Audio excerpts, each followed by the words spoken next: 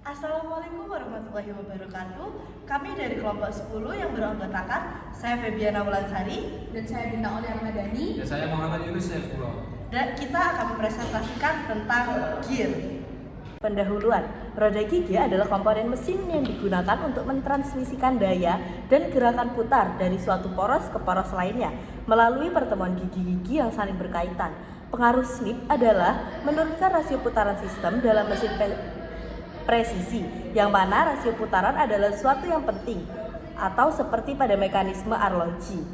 Maka transmisi daya yang paling tepat digunakan adalah gear atau tooth head wheels atau roda gigi. Pada roda gigi, jarak antara roda gigi penggerak dan yang digerakkan adalah sangat umum. Roda gigi digunakan untuk mengubah kecepatan putaran, memperbesar atau memperkecil torsi, serta mengubah arah putaran sesuai kebutuhan pada suatu mesin. Contoh penggunaan roda gigi dapat ditemukan pada transmisi kendaraan, mesin industri, jam mekanik, dan berbagai peralatan mekanik lainnya, seperti pada contoh berikut.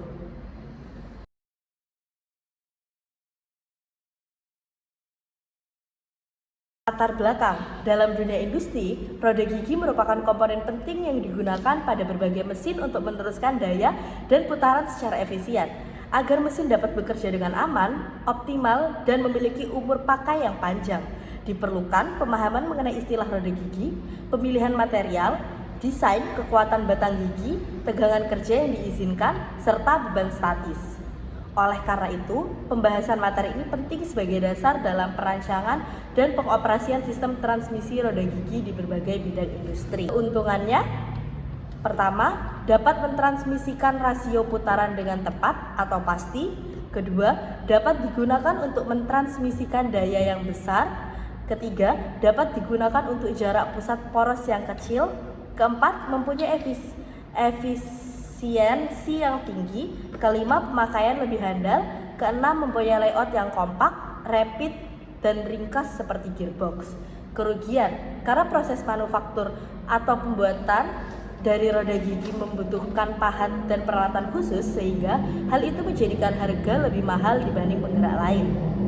Kerugian yang selanjutnya, penyimpangan atau kesalahan dalam pemotongan gigi-gigi dapat mengakibatkan getaran dan gangguan selama operasi.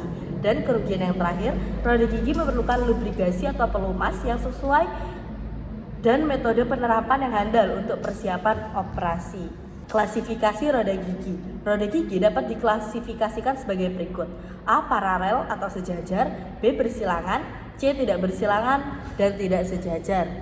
Single helical gear atau roda gigi helix tunggal, memiliki gigi miring ke satu arah. Kontak gigi berlangsung lebih halus dan senyap dibanding roda gigi lurus, cocok digunakan untuk putaran dan beban yang tinggi. Double helical gear, roda gigi helix ganda. Yang pertama, terdiri dari dua helix dengan arah berlawanan membentuk pola huruf V. Yang kedua, gaya aksial saling meniadakan sehingga putaran lebih stabil. Yang ketiga, digunakan pada mesin-mesin berdaya besar.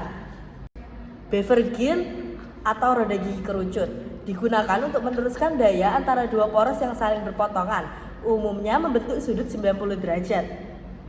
Bentuknya menyerupai kerucut. Banyak digunakan pada diferensial kendaraan dan mesin industri. Spiral gear atau roda gigi spiral, memiliki gigi berbentuk spiral pada permukaan melengkung. Kontak antar gigi terjadi secara bertahap sehingga getaran dan kebisingan lebih rendah. Cocok untuk transmisi daya yang halus pada poros yang saling bersilangan. Menurut kecepatan keliling roda gigi tipe ini dapat diklasifikasikan menjadi A. Kecepatan rendah di bawah 3 m/s. Yang kedua, kecepatan sedang antara 3 m/s sampai 15 m/s. C. Kecepatan tinggi di atas 15 m/s. Menurut model kontak gigi dapat diklasifikasikan menjadi A. Kontak gigi eksternal gearing, B. Kontak gigi internal gearing, C. Rack and pinion. Oke, yang selanjutnya yaitu spiral gear atau roda gigi spiral. Roda gigi spiral helix gear biasanya diaplikasikan pada mesin yang membutuhkan putaran halus, senyap, dan mampu menyalurkan daya besar. Contohnya banyak digunakan pada transmisi kendaraan, gearbox industri, kenyor, dan speed reducer. External gear. Dalam external gearing, roda gigi dari dua poros berhubungan secara eksternal seperti ditunjukkan pada gambar A. Roda yang terbesar dinamakan spar wheel atau gear dan roda terkecil dinamakan pinion. Sebelah kiri adalah external spar gear dan di sebelah kanan saya adalah internal spar gearing. Jadi seperti inilah gambaran ketika di industrial. Kadang-kadang roda gigi dari poros yang berhubungan secara eksternal dan internal dengan roda gigi dan dalam sebuah garis lurus seperti pada gambar 4, jenis roda gigi ini dinamakan rack dan pinion, dan gigi garis lurus dinamakan rack and pinion. Secara matematika, sirkular P sama dengan P kali D per T, dinamakan D diameter peak circle. T itu adalah jumlah gigi pada roda. Jika D1 dan D2 adalah diameter dari dua roda gigi yang berhubungan mempunyai jumlah gigi T1 dan T2, maka rumusnya PC sama dengan N D1 per T1 sama dengan Pi D2 per T2 atau D1 per 2 sama dengan T1 T2. Roda gigi. Material yang digunakan untuk membuat roda gigi tergantung pada kekuatan dan kondisi pemakaian. Roda gigi dapat dibuat dari material logam dan non-logam. Roda gigi logam berasal dari besi, cor, baja dan pengukuran, baja dan perunggu. Roda gigi dan non-logam terbuat dari kayu, kulit, kertas, tekan, dan resin. Kemudian penjelasan. Besi cor banyak digunakan untuk membuat roda gigi karena sifat tahan aus yang baik, mampu di mesin dan mudah dibentuk dengan metode pengecoran. Yang kedua ada baja, digunakan untuk roda gigi kekuatan tinggi, dan baja dapat terbuat dari baja karbon atau baja paduan. Dan yang ketiga ada roda gigi baja, biasanya diperlukan panas agar menghasilkan kombinasi sifat ketangguhan dan kekerasan gigi. Dan kemudian perunggu digunakan secara luas untuk roda gigi cacing atau work gear untuk meneruskan keausannya. Desain roda gigi. Dalam desain roda gigi, data berikut ini biasanya menjadi bahan pertimbangan. Yang A, daya yang ditransmisikan, kemudian B, kecepatan roda gigi penggerak, kecepatan roda gigi yang digerakkan atau rasio putar, dan jarak pusat poros. Syarat desain sebuah penggerak roda gigi. A, gigi gear harus mempunyai kekuatan yang cukup sehingga tidak akan gagal di bawah beban statis atau beban dinamis selama operasi berjalan normal. B, gigi gear harus mempunyai ciri-ciri tahan aus sehingga umurnya aman. C, pemakaian material harus ekonomis. Yang D, penjajaran roda gigi dan defleksi poros harus dipertimbangkan karena mempengaruhi untuk kerja roda gigi. E, pelumasan roda gigi harus memenuhi syaratnya. Jumlah gigi minimum pinion. Jumlah gigi minimum pada pinion atau TP dapat diperoleh dari persamaan berikut. AW fraksi yang mana standar untuk roda. Adapun yang G, rasio roda gigi sama dengan TG per TP sama dengan DG per DP. Kekuatan batang gigi gear persamaan Lewis. Kekuatan batang gigi gear ditentukan dari persamaan Lewis dan kemampuan gigi gear membawa beban ditentukan oleh persamaan ini dapat membersihkan hasil yang memuaskan. Lewis mengasumsikan bahwa beban ditransmisikan dari satu gigi ke gigi lain, seluruhnya diberikan dan diambil oleh satu gigi. Karena itu tidak selalu aman untuk menahan bahwa beban distribusikan di antara beberapa. Berikut rumusnya. WT beban teknisial pada gigi. H sama dengan 1 panjang gigi.